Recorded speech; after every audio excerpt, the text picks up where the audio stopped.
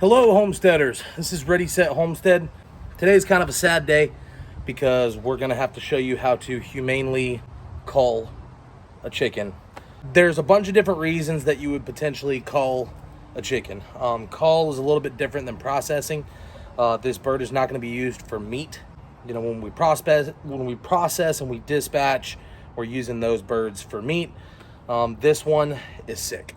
So the chickens that I currently have are all layers. So that means that they lay eggs, they produce eggs for us to eat, for us to consume, for us to use, for us to sell.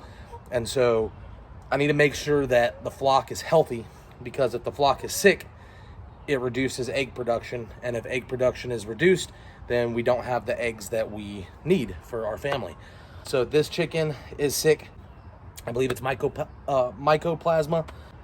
But the big issue with this is this bird will not heal. So this is a cream leg bar. It's a beautiful chicken. They have this little tuft on their head.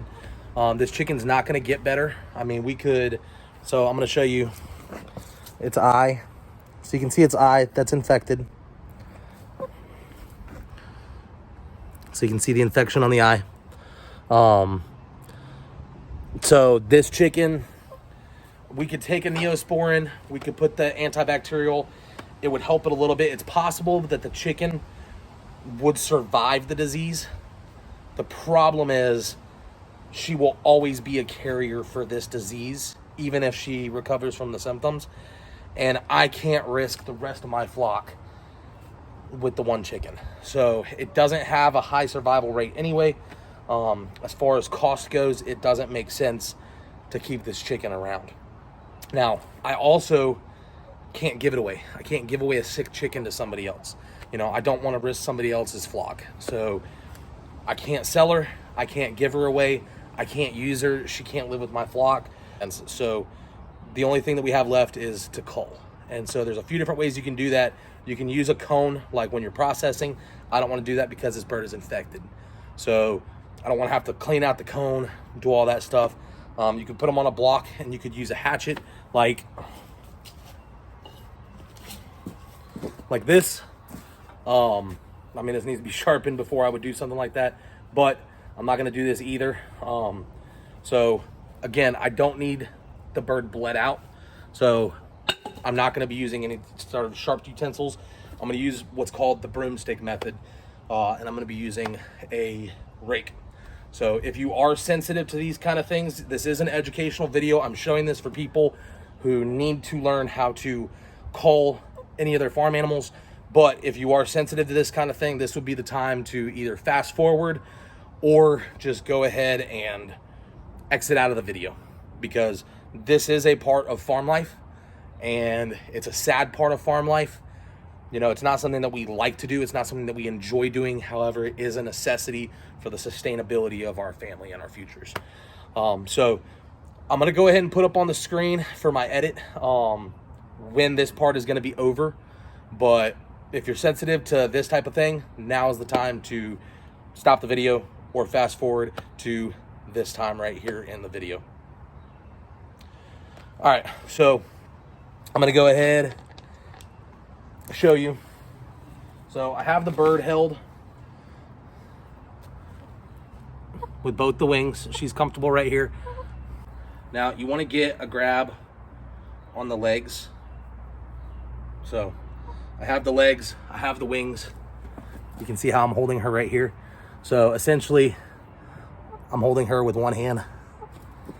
But at this point, what you're going to do is you're going to rest her down just like this.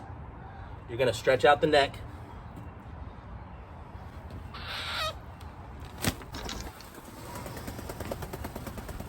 She's going to flutter. This is just the nerves. The snap was there. So, but she's gone. It was very quick. I felt the pop very, very quickly. She's not in any pain. We're going to let the fluttering finish out.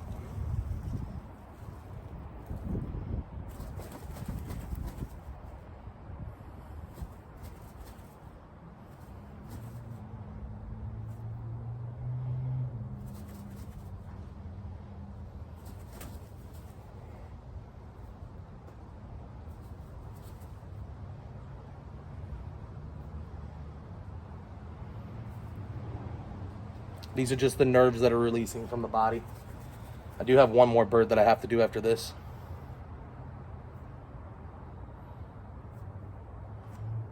And it's got a few more flutters in her.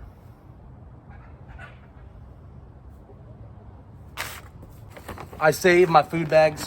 I learned this from a friend of mine at the Homestead. These food bags are great for bird disposal. You can bury them, you can burn them, you can throw them away. This one is going to go in the trash. If you have any questions, guys, feel free to ask. You know, again, this isn't something that I enjoy doing, but it is something that we have to do for the survival of the other animals.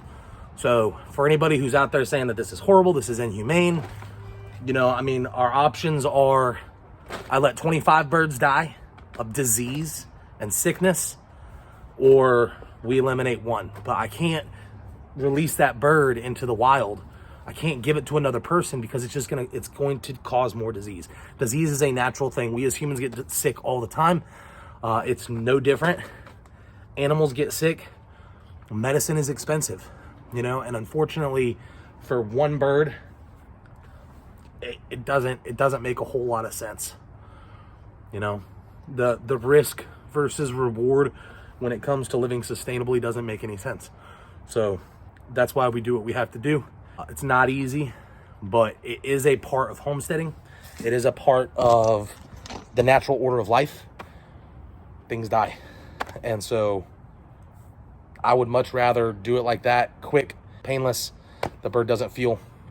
And that's it. So if you have questions, feel free to let me know in the comments. Try to be respectful. You know, I understand there's a lot of different viewpoints out there, but try to be respectful in the comments, both to me and the other commenters and viewers. So everybody has a different version of lifestyle. This is what we do. I'm trying to help those of y'all who want to learn how to homestead more often. So be respectful in the comments. If you have questions, ask. I'll answer them. Also, check out Facebook. We have our Facebook out there, Ready Set Homestead. Just started Instagram, just started a TikTok. So we got the YouTube out there. Check out all the videos. Hope to see you around. We got a lot more planned. And enjoy homesteading.